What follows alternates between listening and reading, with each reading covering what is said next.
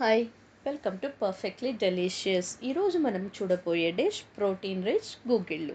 దీనికి కావాల్సిన పదార్థాలు ఇప్పుడు దీన్ని ఎలా తయారు చేసుకుందామో చూద్దాం. ముందుగా ఒక గిన్నెలో 2 టేబుల్ స్పూన్ల తెల్ల శనగలు, 2 టేబుల్ స్పూన్ల నలుపు శనగలు, 2 టేబుల్ స్పూన్లు రాజ్మా, 2 టేబుల్ స్పూన్ల బఠానీ,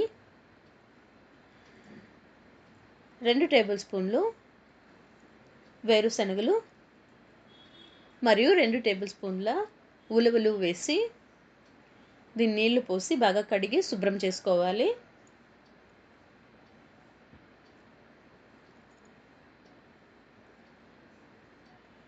ఇప్పుడు దీన్ని బాగా కడిగిన తర్వాత ఇందులోనే నీళ్లు పోసి 8 నుంచి 10 గంటల దాకా దీన్ని నానబెట్టుకోవాలి, లేదా ఓవర్ నైట్ కూడా దీన్ని సోక్ చేసుకోవచ్చు.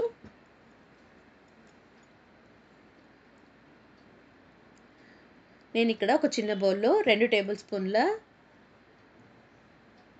పెసరు వేసి దీన్ని కూడా కడిగి నానబెట్టుకుంటున్నాను. ఇది 4 నుంచి 6 గంటలు నానితే సరిపోతుంది.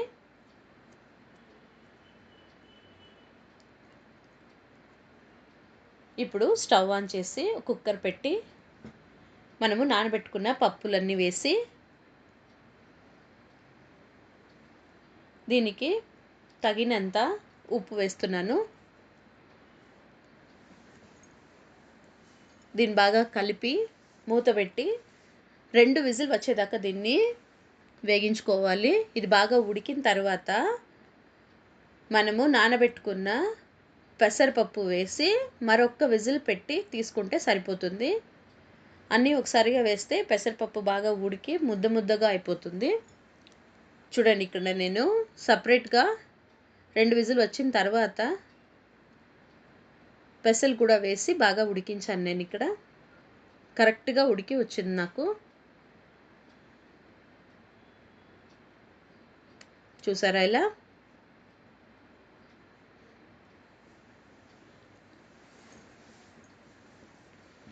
ఇప్పుడు స్టవ్ ఆన్ చేసి ఒక కడాయిలో 1 టేబుల్ స్పూన్ నూనె వేసి వేడెక్కించుకోవాలి.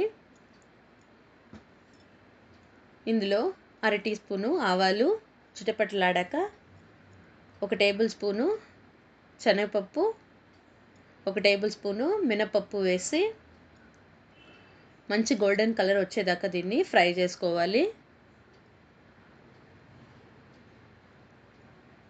ఇప్పుడు ఇందులో 3 పచ్చిమిర్చి చీలికలు, 1 రెమ్మ కరివేపాకు వేసి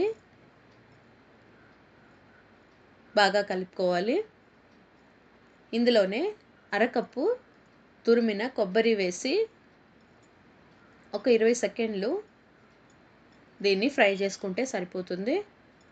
ఇప్పుడు ఈ తాలింపుకి కావలసినంత ఉప్పు వేసి కలుపుతున్నాను. నేను ఇక్కడ 1/2 స్పూన్ యూస్ చేస్తున్నాను. మీకు రుచికి తగినంత అడ్జస్ట్ చేసుకోవచ్చు. ఇప్పుడు ఇందులో వేగించిన పప్పులన్నీ వేసి బాగా కలుపుకోవాలి.